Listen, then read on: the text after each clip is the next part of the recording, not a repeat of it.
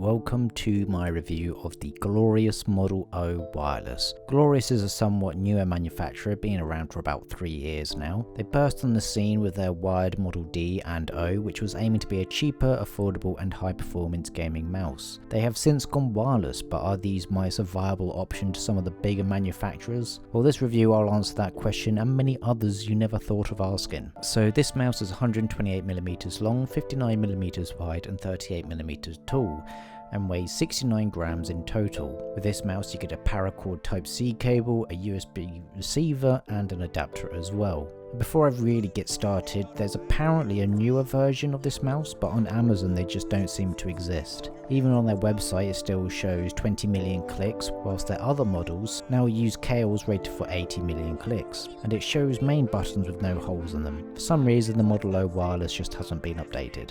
The shape for this one is a very neutral ambidextrous design. My initial thoughts when first holding it was that this feels a bit flat, with no real area for my hand to really grab onto. This is of course with my ape-like mouse grip though. It's not to say that it's uncomfortable. For me it's still usable, and after a long time it's not causing any fatigue, and that's the main thing I really care about. For me, something in the mouse shape I look for is now what I refer to as pinky stability. What exactly happens to my pinky when gripping the mouse? Is it snug against the shell? Does it just hang out like an outcast at a school playground? Well, for this shape it doesn't offer any support for my little digit, which leaves it somewhat hanging in the wind. I'd say for a palm grip this mouse isn't really suitable, just because as well these side buttons really get in the way. I find that when using my palm I'm constantly hitting the side buttons, which means I have to unbind them from various games because I just misclick them accidentally. However, when I use a claw grip, one of the advantages of this is that on some other mice, for example, when I try and use the side buttons I have to adjust my grip. Here, because they're quite close, I can actually get to them quite easily. The coating as well is actually okay, with the holes providing a bit of airflow. The coating remains really nice and never really gets sticky. I think the coating in general is completely fine, so even if the whole mouse was covered in it and it had no holes at all, it would still have no problems. For the mouse 1 and 2 switches you are getting Omrons rated for 20 million clicks. These do feel a lot lighter than the KL GM 8.0s that we see a lot more these days, but these are certainly acceptable. The mouse 1 and 2 buttons themselves are okay. When I owned previous Glorious mice I have always had mushy clicks. Here thankfully they are not as bad. There is a slight post-travel movement, but it's nothing really major. For the side buttons though, as I said, these are pretty bad. Not in terms of the quality, but just in terms of the location. I honestly think that this might be a problem that a lot of other people that might palm grip the mouse would probably go into. For the remaining button you get a DPI toggle at the top. There it is. The scroll wheel also feels pretty great on this mouse. I am actually quite impressed with it. The scroll is easy to go through, but with just enough resistance, and the mouse 3 click is great also. So overall this scroll wheel is very high quality and receives my scroll wheel feels real seal of approval. Hooray. So overall the quality of the mouse is a lot better than I expected personally, which is great. As I said previously, some of the other Glorious products I've had have been somewhat disappointing in that regard. It certainly isn't the best quality by any means, but it's certainly more than acceptable. There's just a few issues with the buttons being slightly mushy. In regards to the dirt check, as there are holes some can gather inside, but this isn't a major issue at all. Around the mouse I haven't really noticed too much dirt. There is a bit on the buttons, but that's all. So even when it's been getting a bit sweaty, it's remained somewhat clean and comfortable. For the feet you get 4 PTFE feet, which are relatively thick compared to some others. They definitely have a bit more in them, which isn't a bad thing at all, and these pretty much feel absolutely great on all the mouse pads that I have tried, such as the Vaxi Outset PA, the G640 and my Kudura pad. So this mouse is using a Pixar 3370 sensor, which they have decided to call the BAMF sensor, which stands for, I don't know, brilliant advertising marketing feature, probably.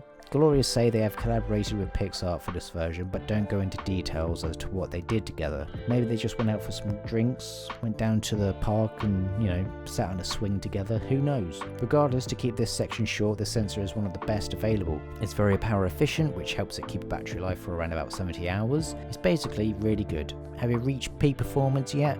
Probably not, but the consistency and reliability of this sensor is excellent. As said, you get around about 70-hour battery life. The only asterisk that appears on the Glorious website for this is that they say it's with RGB turned off, so it doesn't specify which polling rate it is at either. When your mouse runs out of juice, you turn to the paracorded cable, which is honestly excellent. It's very lightweight, and when I've had to use it plugged in, even though it was a short duration, it was still great to use and never got in the way. It also comes with a pronged cable port, which does mean this might not be compatible with the other devices.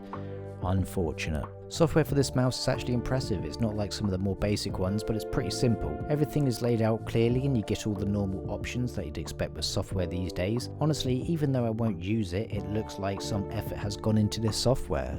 For the features, you can change the RGB, you can change the rate at which it breathes, the effects, you can do key bindings as well. You can also change the polling rate, the debounce time, the lift-off distance, and the various DPI stages, so it's all pretty much geared up. In terms of the lighting, yes, there is some RGB. Does it look nice? In my opinion, no. I personally think that this RGB looks very cheap and tacky. Am I biased? Maybe. I feel like sometimes my bias towards RGB is somewhat starting to leak through a bit now, but I feel like these days some other manufacturers are able to make their mice look good without 16.8 million colours. For in-game use, it's been pretty great. I think that overall this mouse has impressed me quite a bit. Excluding the side buttons and lack of support on the right side of the mouse, the whole thing has been actually more comfortable than I thought it would be, and it's been consistent to use in game during the long grinding sessions. For the cost, it sits at around about maybe $80, £80 or €90 at the time of this review, which is a pretty decent price for a wireless mouse with this kind of hardware. Now, assuming that a newer version does come out with a better range of switches, then it certainly is a good price. Does this cost match up to some of the others at the same bracket? I would say yes. Even though it's not as polished as some of the other mice I've used at this price, like the Fanatic Bolt or the Pulsar X Lite Wireless, those mice I think have somewhat raised the bar, but this mouse just sits a little bit underneath them in my personal opinion. I think this as a package is actually quite well made and is worth picking up. There are some minor issues that I have in regards to my previous experience with quality control, but if those issues are somewhat resolved, then I think that this is a fine product to go for. I'm glad that my expectations have been exceeded, as I have a bad taste in my mouth from the two previous mice that I've owned of theirs, and it's nice to get proven wrong with a pretty stable product. I would say in comparison to the other mice that I mentioned before, the Bolt and the X Lite Wireless, this mouse does somewhat struggle a little bit against them, as they do have better overall quality and are somewhat innovating beyond just standard mouse with holes in them. The Bolt has no holes, for example. The X Lite has holes that are lines. That's the kind of innovation that I want. So maybe for the next one, make the holes triangle shaped or squares. Anyway, to summarise, it's worth buying. Slightly behind some of the competition, but still worth picking up. Side buttons are in the way, so it might not be best for palm grip if you use the side buttons, as your thumb might regularly rest against them and trigger them by mistake. For all other grips though, it should be completely fine. That's all for this review. I hope you have enjoyed it. If you have any questions, please let me know in the comments below, and like and subscribe.